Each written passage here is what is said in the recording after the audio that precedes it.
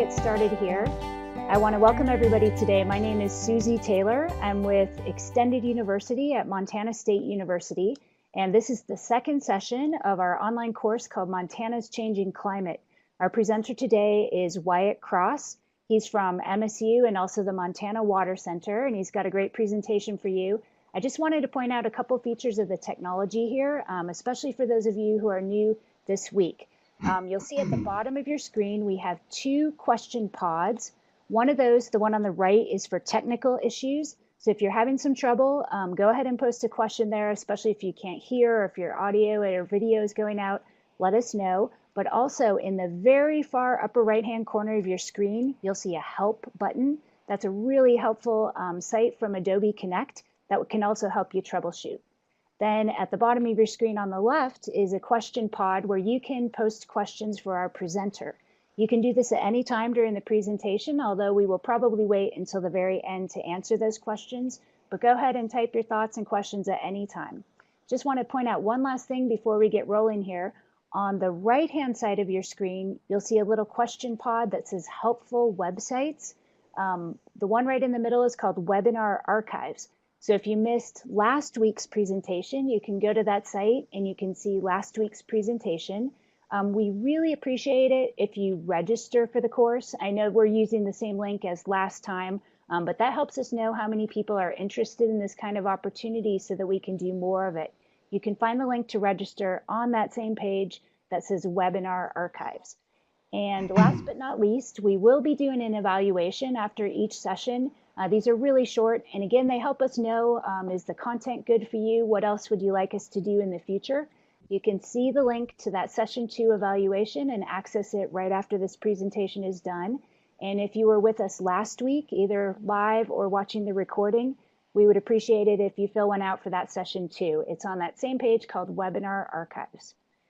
Okay, well, I think we've covered all the technical details. I'm going to turn it over to Wyatt Cross, and thanks again for being here today. Hey everybody, can you hear me, Susie? Yes. Okay, hi everybody, I'm Wyatt Cross.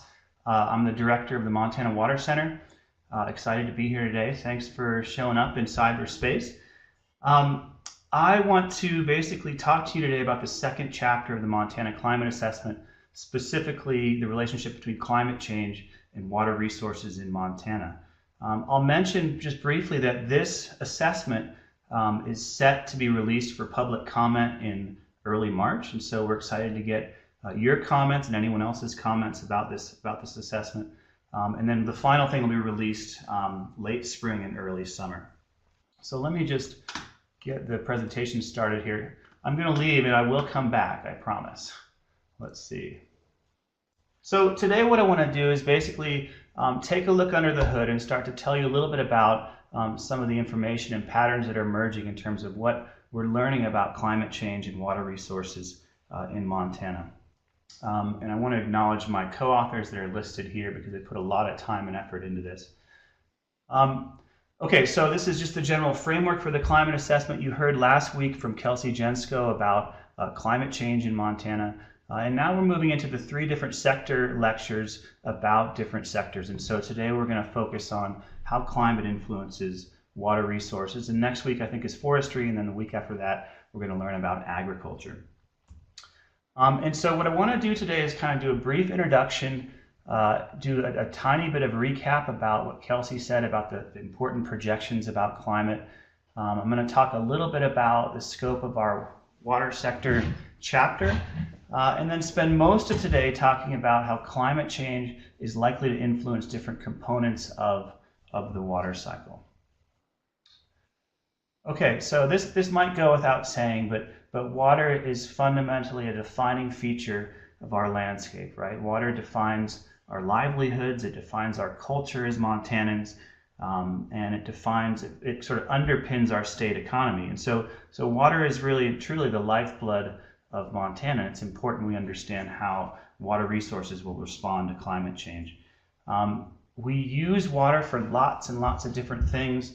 Most importantly, probably, we use water to grow our food and to power and supply our homes. We also use water to cool a lot of our industrial uses. And of course, we recreate in our water in Montana a lot. And sometimes underappreciated is the notion that water supports biodiversity in our rivers, streams, lakes, and wetlands, and helps to provide some of the natural ecosystem goods and services that we depend on, like clean, abundant water and things like, yeah. So, the issue, however, is that Montana's climate is changing. And if you listened to Kelsey's lecture last week, you learned about this. But he basically talked about this idea that temperatures in all of the climate divisions across Montana, which are shown over here in this map, have been increasing in the period from 1950 to 2015. And so all these graphs over here just show that show different colors are just showing temperatures slowly creeping up over the past 65 years for each of the climate divisions in the state. And it shows about a half a degree increase Fahrenheit per decade. If we look at the average across the state, what this means is that over this period of time, Montana has warmed by about 2.7 degrees Fahrenheit over this period. That's actually a pretty big deal, and it's almost twice of what we see nationally. So Montana's temperature is warming, and it's warming a bit more than most of the rest of the nation. Now, in terms of what the climate models are saying, basically our best and most robust models are projecting an increase of about 4.5 to 6 degrees Fahrenheit by mid-century. Okay, so if we look out into the 2050s with these models, relative to what we've seen during the period surrounding the 1980s, the models project about a 4.5 to 6 degrees Fahrenheit increase in temperature for most of the state. If we look at what the models say specifically about the different climate divisions on the left here, so northwest down to northeast, and by month, basically what we're seeing is that for all of the months and all the climate divisions, what's projected for the future in the mid-century are increases in temperature. And the other thing you'll notice from this graph is that really the temperature increase is going to be most severe during these summer months. Okay, so we can expect warming temperatures into the future, and particularly warming temperatures during the summer. The other thing I'll mention, and Kelsey talked about this, was that there's 100% agreement among climate models about the future of our temperature. And so we have very little uncertainty about changes in temperature, and we can expect that Montana is going to warm in the future. If we look at trends in precipitation for the same period, so between 1950 and 2015, there's really no evidence for a change in total precipitation over that same time period. Okay, but there is some evidence that we've seen changes in when and where that precipitation occurs. And so we've seen a small decrease in winter precipitation in northwest and central Montana. And over the same time period, we've seen an increase about 1 to 2 inches in spring precipitation in the eastern part of the state. So we haven't seen a big change in the total amount of precip, but when and where it's occurring has been shifting somewhat. If we look at what the climate models project for the future, there's basically moderate to high agreement among the climate models that we're going to see a small increase in precipitation by mid-century relative to what we've seen historically. Okay, so there's pretty good agreement that Montana is going to get slightly wetter in the future. And if we break down these projections by climate division and by month, the models show that this is going to be sort of differing among these months. And so most of the change in precipitation is expected to be in the spring, March, April, and May. And you can see that what we're projecting is actually a decrease in precipitation during the summer months. I will mention that these projections, there's relatively low agreement among the models. So our certainty about the future in terms of precipitation by month isn't so good. So we know a lot about what's going to happen to temperature and maybe just a little bit about what's going to happen to precipitation. Okay, so in a nutshell, we can sort of summarize by saying that temperatures are warming, and we know that they're going to continue to warm. And secondly, that seasonal patterns of precipitation are shifting, and the climate models suggest an increase in the total precipitation with the potential for reduced precipitation in the summer, but again, much less certainty about what's going to happen to precipitation. Okay, so that kind of gives you a little bit of the backdrop, sort of foundation about what we think about the future for climate in Montana. The question now is how do we expect these changes will influence our important water resources in the state? And when we think about this link, this important link between climate and water, I think it's important for us to remember that water continuously cycles through various components of what we call the water cycle or the hydrologic cycle.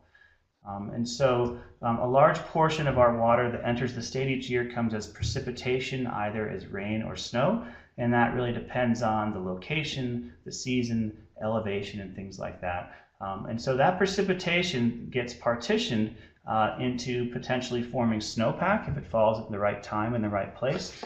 And some of that precipitation can alternatively seep through the landscape and enter and recharge our groundwater systems, our groundwater aquifers, which I'll talk about.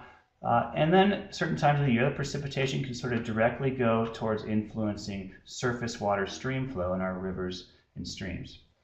Now, of course, during the time of year when snowpack melts, all of that water from snowpack essentially generates and recharges our groundwater aquifers, or again falls into streams and rivers to form stream flow. Now, this is a cycle, so this water has to make its way back to the atmosphere somehow. So some of it can in fact leave Montana through these rivers and through groundwaters, but some of it does get back into the atmosphere through a process called evapotranspiration. Okay, and this is just basically evaporation of water from the ground surface or from reservoirs and lakes, but it's also this really important process of plant transpiration, so the movement of water from the ground through the plants back to the atmosphere as water vapor. Okay, and so once this water is vapor in the atmosphere, it can rise and condense and again form precipitation. So this is just a really simple overview of the water cycle, but I think it's important to remember that all these different pieces that we're going to talk about today are fundamentally linked through this important water or hydrologic cycle. Now, for today, what I want to talk about mostly are these three areas. So I'll talk about the influence of climate change on snowpack and what that means, the influence of climate change on stream flow patterns, and then we'll talk a bit about groundwater. Okay, so this figure was shown last week, but I want to reiterate this idea that precipitation varies massively across the state. The state is really diverse in terms of its topography and climate, especially in the west versus the east. And so if we think about the area west of the Continental Divide, shown right here, we typically think of this area as having a maritime climate. And so this climate's influenced by weather patterns from the northwest coast. And so we have mild winters, relatively cool summers, and lots of precipitation that typically comes year-round. If we look at the rest of the state, we can sort of characterize this big area as semi-arid continental climate, where we get lots more seasonal variation in temperatures. So we have much colder winters, much warmer summers, and overall less precipitation than we see in the west. And so in terms of the water sector report, to help us characterize this important variation in climate across the state, we focused our report on 8 different watersheds that we think broadly represent the different climate divisions in the state. And so west of the Continental Divide, we'll be talking about patterns from the Clark Fork River watershed and the Middle Fork of the Flathead River watershed. On the east side of the Continental Divide, we're going to be talking about patterns in the Marias River, the Upper Missouri River, the Yellowstone River, and the Musselshell River. And then to the far east, we're going to be looking at patterns in the Poplar River and the Powder River watersheds. And these are broadly meant to represent these different climate divisions across the state. And as we'll see, it's actually really important that we distinguish these different types of watersheds because they're certainly not all the same in terms of how climate is going to influence patterns in the water cycle in these watersheds and what that means for water supply for water users. Okay, I'm going to present in this talk some projections about the future in terms of things like snowpack and stream flow. And so I just wanted to mention that what we've done is we've used the same models that you saw last week in Kelsey's talk. This is the coupled model intercomparison project. So we're using those same base climate models, and we're really fortunate that this group of researchers down here has actually coupled these climate models to water cycle models or to hydrologic models. And so in this case, we're talking about the variable infiltration capacity hydrology model. And the details of this aren't important for this talk, but what is important is that the coupling of these two types of models allows us to look at how future climate changes are likely to impact things like snowpack and streamflow and so on. And so when I talk about the projections, this is where they're coming from, and there's a website listed down here that you should check out if you're interested in the details about how these models are produced. Okay, so let's start by talking about snowpack. And of course, this is perhaps one of the most important components of our water cycle, especially in the western half of the state. And it's also one of the most sensitive to a changing climate. The snowpack is absolutely critical because it represents a large natural reservoir for our annual water supply. And we really truly depend on this slow, steady melt of snowpack in the spring and summer each year to provide us water in most of the state. And I'll just mention that we're really lucky to have this large natural storage bank of frozen water because our engineered infrastructure, things like dams and reservoirs that are out there already, could never store this much water. So snowpack is so critical to us as water users. Okay, so what are the trends that we're seeing in snowpack across the western US? This is a recent paper by Moat and Sharp that shows a bunch of trends in the western US. And basically, every place where you see a little red dot here is a place where we've measured snowpack on April 1st. Okay, and so these folks go out to these spots each year and measure how much snow is there on April 1st. And that generally gives us an indication of maximum snowpack during the year. Now, if you look at all these measurement sites, there's a bunch of red and just a little bit of blue. And that's because every place where you see red are places where snowpack has actually been declining over this period of record. So between 1955 and 2016, we've seen declines across almost 90% of these sites in the West. Okay, so snowpack is certainly declining a lot.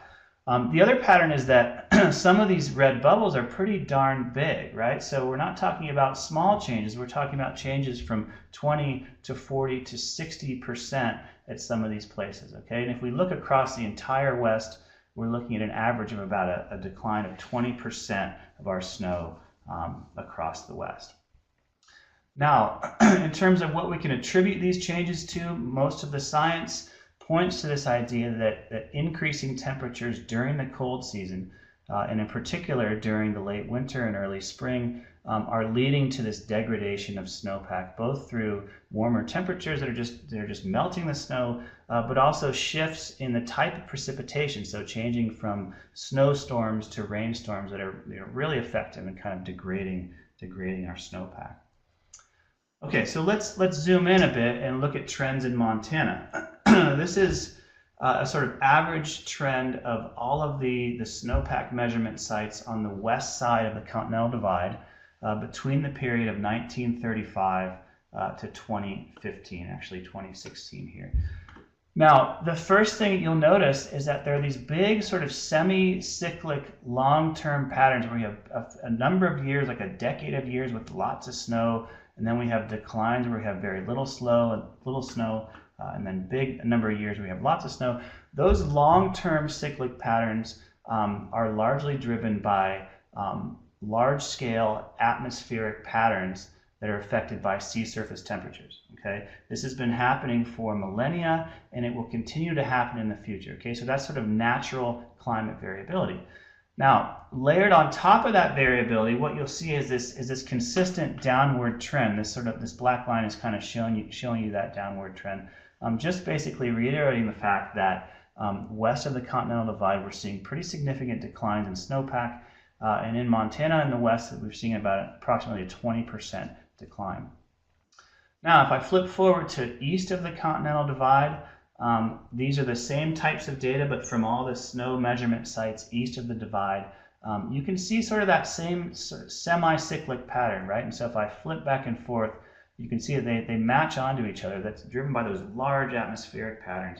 But again, this decline is happening over this long period of time, and that decline is due to warming temperatures, particularly in the spring. So this human-induced change in temperature is causing this coherent long-term decline in snowpack across Montana. Now, what do the models say about the future? So here we're looking at the model projections for snowpack going into the mid-century. So this is for the period of time between 2040 and 2069, and this is the percentage change in snowpack on April 1st. And what I'm showing here is what's projected for 3 of our important watersheds in Montana. So the Clark Fork River above St. Regis, the Missouri River above Toston, and the Yellowstone River above Billings.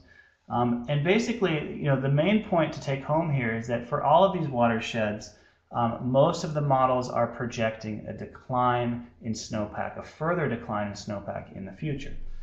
Now, you may be wondering what these different colors are. The light blue here versus the dark blue. These are the representative concentration pathways, 2 different basically scenarios for greenhouse gas emissions. So the 4.5 scenario basically says, well, we're going to do something about reducing carbon emissions or greenhouse gas emissions in the future, while the 8.5 scenario is basically business as usual. It's kind of the path we're on right now. So for all these watersheds, the projections suggest a significant decline in April 1 snowpack. Now, you'll notice that some of these patterns overlap this 0 line. So some of the models in a few of these watersheds overlap that no change line. And so that affects our confidence in what we can say about the future. So in these watersheds west of the Continental Divide, we have very high confidence that snowpack is going to continue to decline in the future. And then some of these other watersheds like the Yellowstone above Billings, we have relatively lower confidence in that future change. Okay, so in terms of snowpack, our first key message here is that snowpack has declined over the observational record in mountains west and east of the divide. And secondly, that warming temperatures over the next century, especially during the spring, are going to further reduce our snowpack. And these warming temperatures are projected for Montana into the future. Okay, so actually I kind of want to look at the responses for what people said about. Okay, so 31% got it right, a decrease of 20%, 63%. You guys are all saying a decline, and so you're right on. You're on the right track. Snowpack is declining, and some of you got that right. So nice job. Okay, let's go back to our next topic. So the next component of the water cycle I want to talk about is streamflow. Streamflow just simply refers to the surface water flow in our streams and rivers. We usually depict streamflow with what's called a hydrograph, which is shown here, which just shows how streamflow changes over time.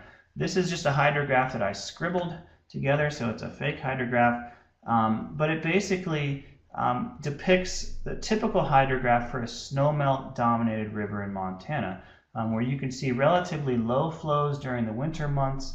You get this increase in snowmelt during the spring stream flow during the spring when snow melts, and then a slow and gradual decline in the fall and winter as that snowpack goes away. Now, the timing of snowmelt and the timing of runoff is hugely important for water users, because the timing of these things determines things like when reservoirs will fill up, when water will become available for irrigation, when many of our groundwater aquifers get recharged for the year. And so understanding how climate change influences the timing of streamflow and this sort of the seasonal patterns in the timing of runoff is absolutely critical. So there have been a number of studies that have demonstrated that the timing of runoff has changed pretty significantly in the recent past. And in particular, the timing has changed. It's been shifted towards snowmelt happening earlier in the spring. And so this paper by Stewart et al. Shows in the upper panel here observed trends in snowmelt runoff timing for 1948 to 2002. And again, and this is all across Western North America. Again, all of these sort of red colored bubbles suggest that snowmelt is coming earlier, okay? And in some cases, significantly earlier, up to over 20 days earlier, so approaching a month. And you can see that this is also true for a lot of these streams that were measured in Montana. This bottom panel are the projected trends for the end of century and what the models project. Whoops. Let's see what's happening. Oh, and so what the models project here is that basically these patterns of earlier runoff are going to be accentuated into the future. So we're going to see even earlier runoff. Again, the science in terms of attributing these changes is attributing them to increased springtime runoff, and so that's a big deal because that's going to continue to warm in the future, and we're likely to see shifts in the timing of runoff in our rivers in Montana. Now let's take a look at some of the patterns in specific rivers for Montana, and so I want to talk about first the Clark Fork River. This is a picture of the Clark Fork. It's a significant river located on the western side of the Continental Divide. And the hydrograph for the Clark Fork River typically looks something like this. And so this is kind of the natural range of variation in flows that we see in the Clark Fork from the period between 1930 and 2016. And so the black line here is just showing the average flow. So usually we have, again, this spring snowmelt occurring and then declining into the fall. But what this graph also shows is that there's a huge amount of variation. So we can see in really, really wet years or years with particularly high snowpack, we get lots and lots of flow during the snowmelt. And in droughty years with relatively low snowpack and low precipitation, we get relatively low amounts of stream flow. But of course, the question is, what's the future going to look like in terms of changes in relation to shifting temperatures? So let's take a look at the projections. And so here we have monthly projections for stream flow in the Clark Fork River. This is the historic period. The blue here is the historic period from 1970 to 2000. This is what we typically see on average in the Clark Fork River. The red line here is what's projected for mid-century, 2040 to 2069, and the green line here is what's projected for the end of century. Okay, kind of a lot going on here, but the important take-home points are that we're going to see various gains and losses. So what we're projecting for the future is that we're going to see big gains in stream flow during the winter, right? As that snowpack gets degraded with warmer temperatures and starts to run off early in January, February, March, and April. And what that's going to do is going to leave less water in the system to run off during the summer months. And so what we're going to see during May, June, July, August, and September are losses in stream flow, so much lower stream flow projected for those summer months, a sort of total shift in when the runoff is occurring. This is just another way to look at this, and this is how we're gonna show these patterns in the actual assessment. But this is basically showing the projected change in runoff for the Clark Fork. If these model projections fall above this zero line, that means that we're expecting increase in runoff during those months. If these boxes and whiskers fall below that zero line, this means that we're projecting decreases in flow in the future. And so for the Clark Fork, we're going to see much higher flows in the winter months, and what's projected is much lower flows in the summer months, which is really going to stress our water use and management. This pattern, I'm not going to run through all of our focal rivers, but I just wanted to say that this pattern broadly represents what we're going to see for snowmelt dominated rivers in the western and north central part of the state. Okay, so other rivers like the middle fork of the Flathead River, the Marias River, the upper Missouri River, these are rivers that are going to follow generally this particular trend. Now, as we move into the central part of the state, rivers are different, right? So here's a picture of the Musselshell River. And here's a map just kind of showing where the Musselshell is located. And this river is a little bit different in the sense that the far upper reaches of the Musselshell are high elevation, right? And they're up in the mountains and have a lot of snowpack, so way up in here. But much of the watershed, much of the Musselshell watershed is located at relatively lower elevations in the plains. And so if we look at the long-term hydrographs, the long-term patterns for the Musselshell, we see this really interesting pattern. So again, these are actual data from 1931 to 2015 for the Musselshell. And what you can see is that the hydrograph for this river has this dual humped shape. Okay, and what that's driven by is there's an earlier peak in stream flow during March and April and May that's driven by melt of snow at lower elevations. So we've got sort of snow melt happening in the prairies, leading to higher flows. And it's not till later in the season, right? So May, June, July, that we see all that snow melt finally melting out of the higher elevation mountains. So some of our watersheds have these kind of dual-shaped hydrographs, and that's going to have important consequences for how they respond to climate change in the future. Well, let's take a look at what is actually predicted by or projected by these models about the Musselshell into the future. And so here again, we're looking at stream flow projections for the Musselshell. And in this case, what you'll notice is that it's only really during the winter and spring that the models are agreeing that we're going to see an increase in flow. Okay, so we are going to see, we're projected to see higher flows during March, April, and May here in the Musselshell. But for much of the rest of the year, so June, July, August, and so on, you'll see that these model projections overlap this zero line. Okay, and that means that we have very little certainty about what's going to happen during the rest of the year. Right? Again, I'm showing this river in particular because it's representative of many other rivers in the state, and so the Musselshell River broadly represents many of our rivers in the central and eastern part of the state. And so rivers like the Yellowstone River at Billings, the Powder River, the Poplar River, these are rivers where we still expect to see an increase in stream flow during the winter and spring, but there's uncertainty about whether we'll see change during the rest of the year. Okay, so if we think about the timing of runoff, the timing of snowmelt, our second key message here is that historic observations show a shift towards earlier snowmelt and earlier peak runoff in the Mountain West, and this includes Montana. And in some places, these changes can result in reduced late summer water availability for some of our rivers. The model projections in these places suggest that these patterns are very likely to continue into the future, particularly as temperatures increase. And so we're relatively certain about these shifts in the timing of snowmelt for most of our rivers in Montana. Now, did we put the second poll question up? Okay, so I'm just coming out of the talk here and looking at the second poll question. Which of these best represents how you feel about Montana climate change, and water resources in Montana? And it looks like the bulk of you, 77%, say the changes are significant and we should be allocating large resources. Okay, and it looks like one person wants to move to Canada. So that's good that not everyone wants to move. That would be bad.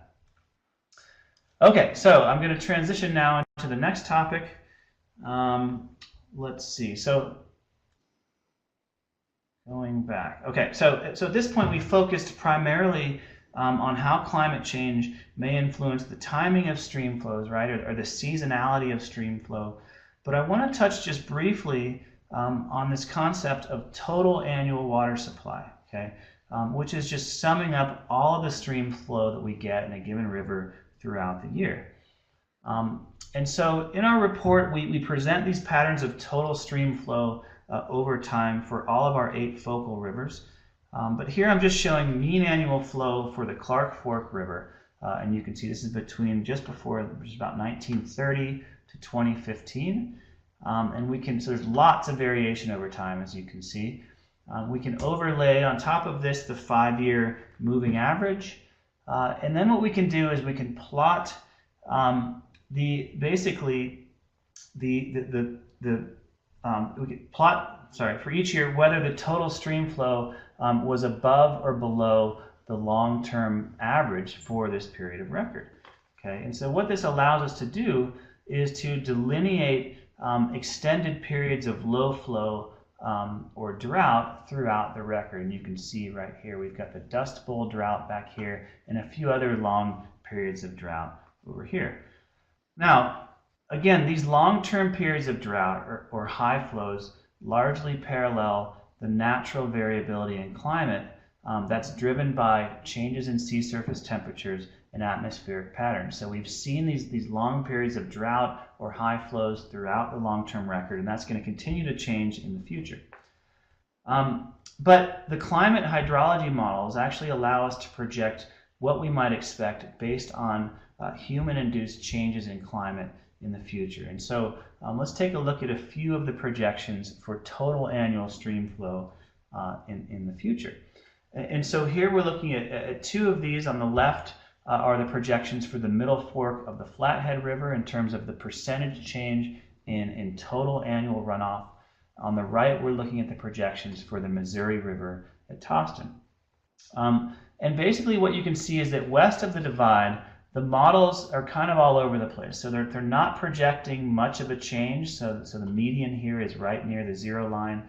And about half of the models say it might increase a little bit. Half of the models say it might decrease a little bit. So we have very little certainty about any change in total annual stream flow west of the divide. And that's true of other rivers over there as well. In contrast, if we look at the projections east of the divide, and in particular, if we're looking at the representative concentration pathway 8.5, which is the business as usual greenhouse gas emissions scenario, most of the rivers east of the divide are showing this projection of a relatively small but significant increase in the total amount of runoff coming off in these rivers each year. And so what the models are projecting is that we're going to see a relatively small but significant increase in the total amount, the total potential water supply in those rivers. Okay, so if we're talking about total annual stream flow, our key message here is that the total stream flow is mostly influenced by natural climate variability, right, or natural changes in sea surface temperatures. Incidentally, the influence of climate change on these patterns is still relatively uncertain, and that's a really active area of research. In terms of the projections, total annual stream flows are projected to increase for some of our rivers east of the Continental Divide, but the magnitude of these projected changes are actually relatively small. Okay, so now I want to move on to groundwater, and when we talk about groundwater, we're basically referring to water that is stored and transmitted below the Earth's surface. Okay, groundwater is a hidden but very large and significant component of our water cycle in Montana. We use this groundwater for things like irrigation, livestock, and industrial uses, as well as helping to supply water for our domestic and public water supplies. Groundwater is really important also because it contributes about half of our stream flows, total annual stream flows across Montana. So when our streams get low in the summer, fall, and winter, most of the water that we see in these streams and rivers is basically being contributed from groundwater. So this is an extremely important component of our water cycle. Now, the question is, how might groundwater resources respond to a changing climate? And of course, the answer is it depends, right? It depends on the type of groundwater system, and it depends on how that groundwater is used.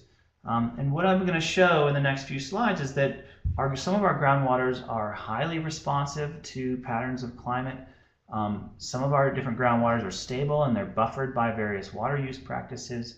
And some of our groundwater resources are not responsive at all to climate, but they're declining a lot because of significant water withdrawals. Okay, so if we look across the state, there are really two general types of groundwater. The first are these bedrock aquifers. These are typically deep aquifers that exist either along mountain fronts here, like you can see in light green, or they exist in deep bedrock formations in the center or the eastern part of the state. So we have a lot of bedrock aquifers that are distributed across the state. The second major type of aquifer are these surficial aquifers. And these are much shallower, sort of alluvial aquifers that are typically found, that exist along these river valleys in our intermontane river basins. Okay, so most of these areas you see along rivers in the western part of the state, in these intermontane basins, are the shallow surficial aquifers.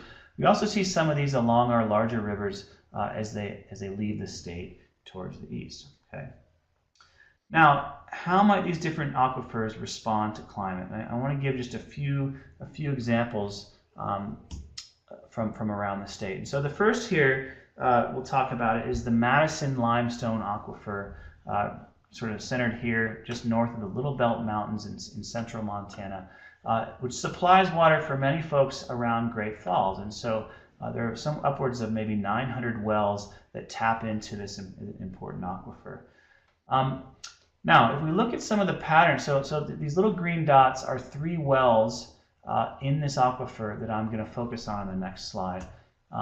And these symbols right here that kind of drop down and then creep up over time, this is the water elevation in those 3 wells I was just talking about. Okay, and so you can see between 1995 and 2005, what we saw is that the water elevation in these wells declined over this period of time. Okay, at the same time, the number of wells going into this Madison limestone were increasing over time. So we were tapping into this aquifer more and more, and we were seeing declines in the water levels within these aquifers.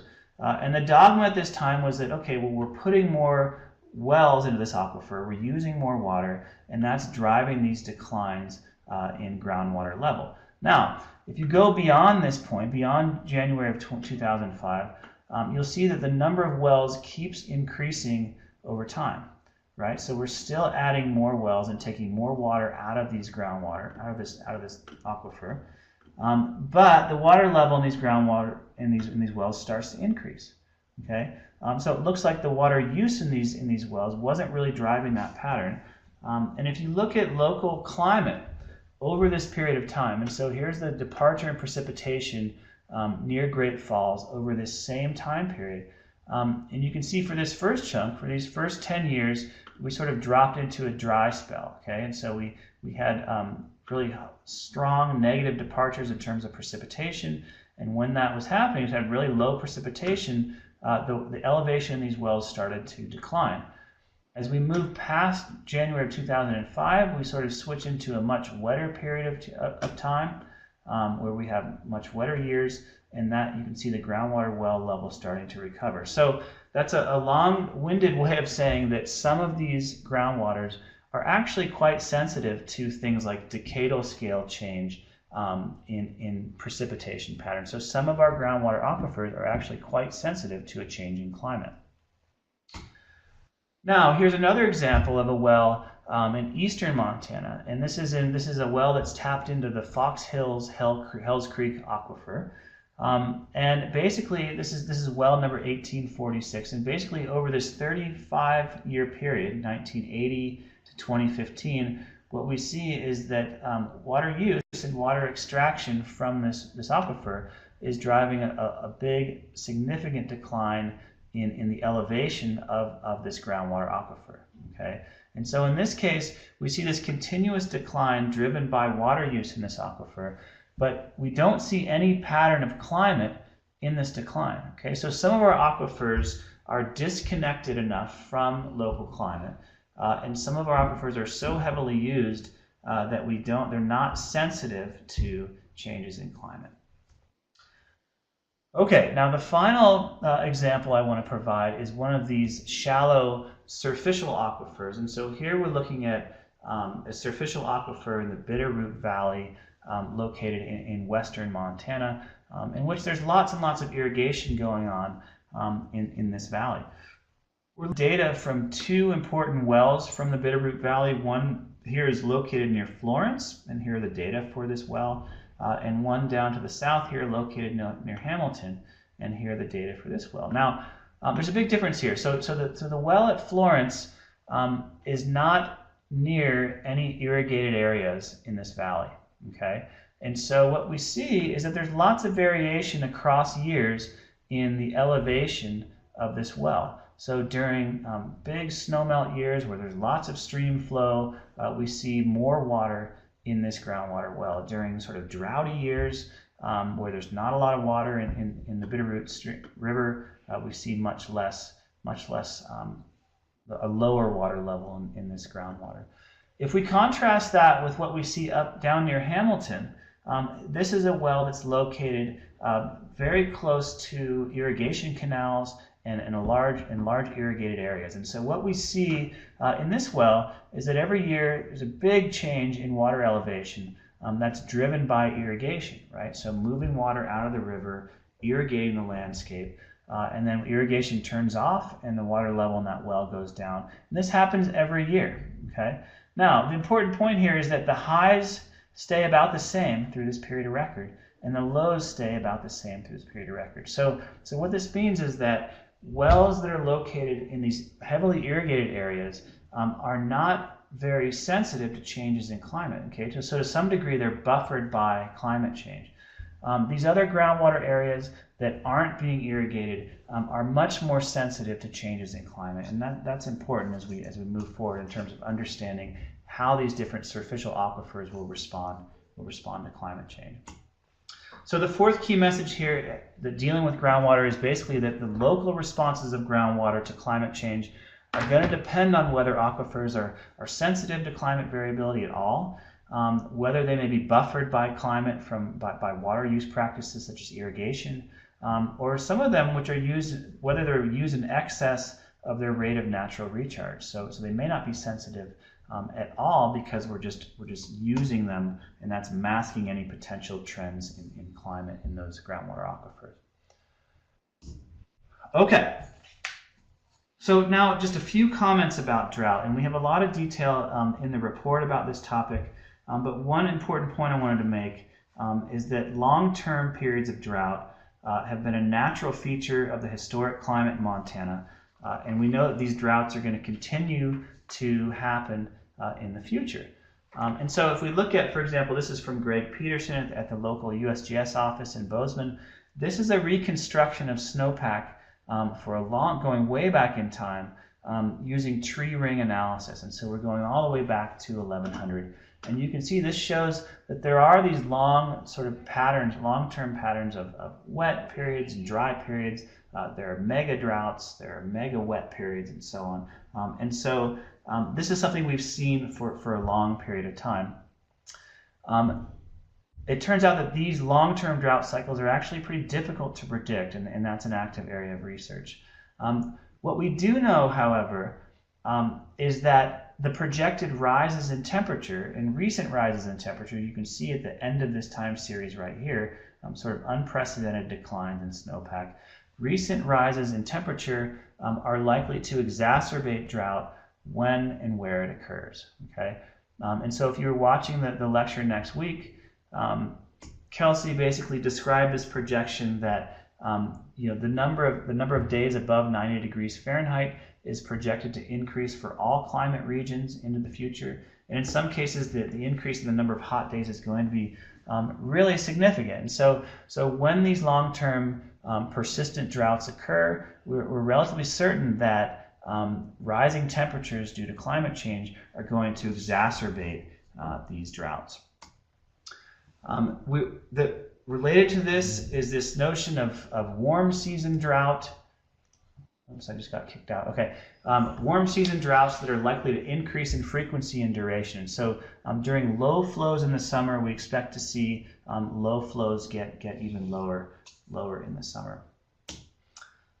One of the consequences of warm season drought is that it's going to influence stream temperatures as well. And so there's evidence and models that project changes in warming of our streams across the state. And of course, this could have potentially large consequences for much of our fish and wildlife resources that we care so much about. So we are also projecting changes in stream temperatures for most of our streams and rivers across the state.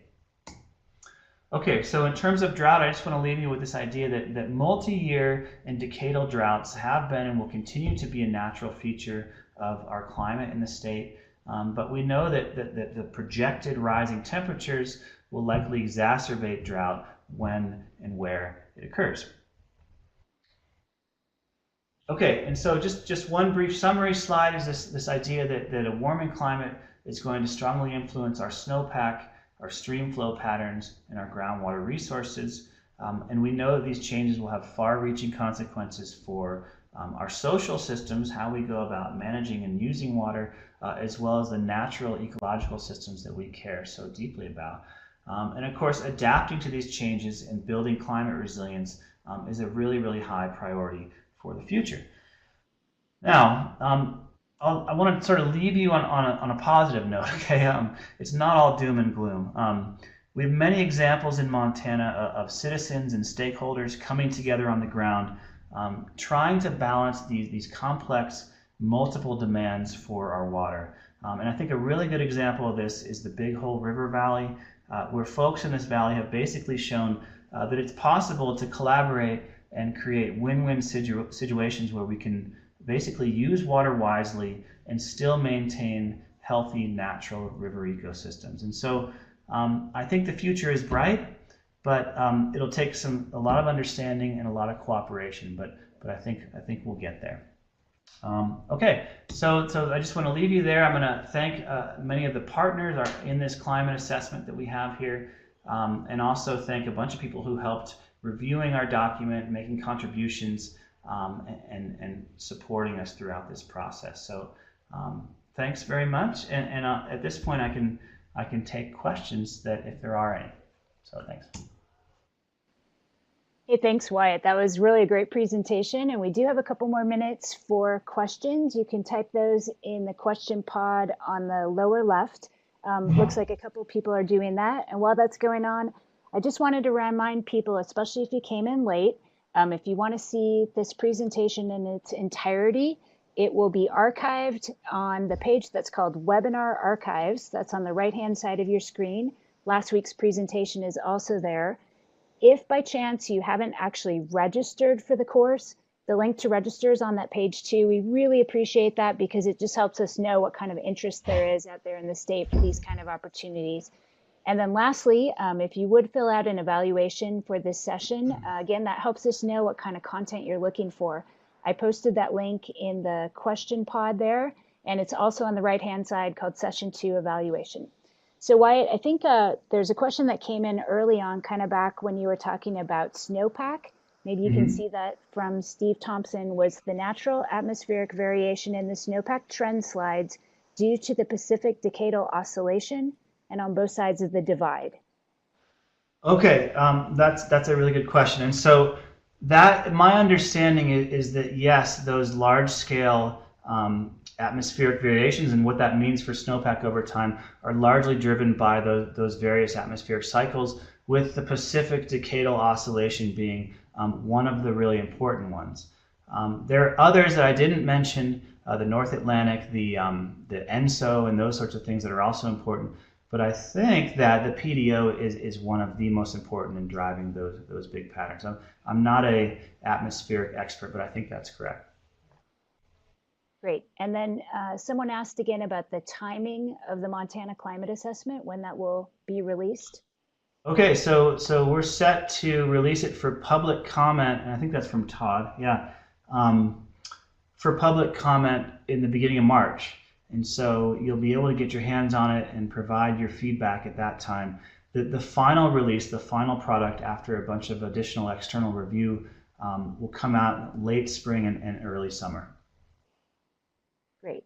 And then Wyatt, there's a fairly long question on Streamflow projections. It might be easiest if you just read that one there toward the bottom? Sure. Yeah, so based on the Streamflow projections, it seems like flood risk could decrease.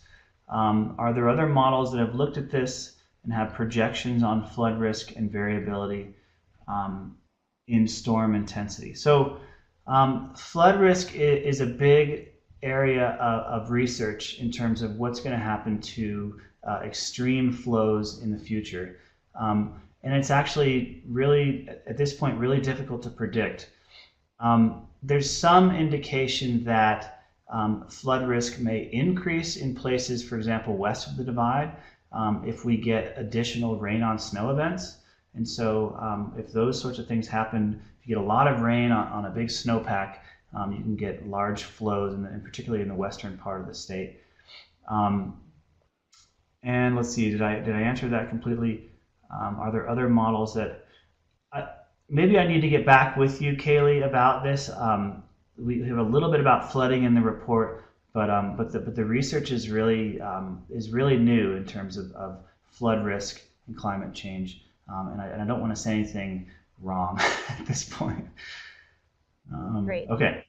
Wyatt, it looks like there's a question about maybe from a skier in the audience. Has there been any site-specific assessment of how snowpack changes will impact different ski areas? That's an interesting question. Not that I'm aware of, but I bet if you talk to these ski resorts, they're probably really interested in, for example, snowpack trends in the snow measurement locations right around the resort.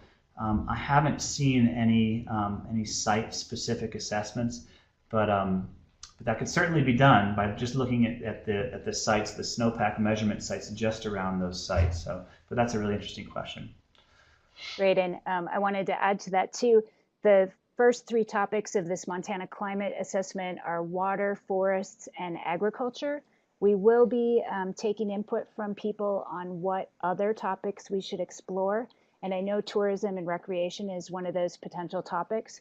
So that might be something that comes up in a future assessment too. Why it looks like there's one last question there from Mari about seasonal changes in precipitation are predicted to affect the growing season, agriculture, and maintenance of river flow in late summer. Yeah, so I think that in terms of the growing season and the agricultural patterns, we're gonna talk more about that in a few weeks when Bruce Maxwell talks about the agricultural sector, and so yeah, look forward to hearing about that. Yeah, I guess I don't have much to say about that at the moment. Great. Well, we're at high noon, so I think we're going to sign off here. And just a reminder, please do help us out by taking that session evaluation. It's called Session 2 Evaluation on the right-hand side of your screen. Thanks again for being here. We'll be at that same link next Friday at 11 a.m. So we hope to see you again online. Thank you. And thanks, Wyatt. That was a great presentation. All right, take care.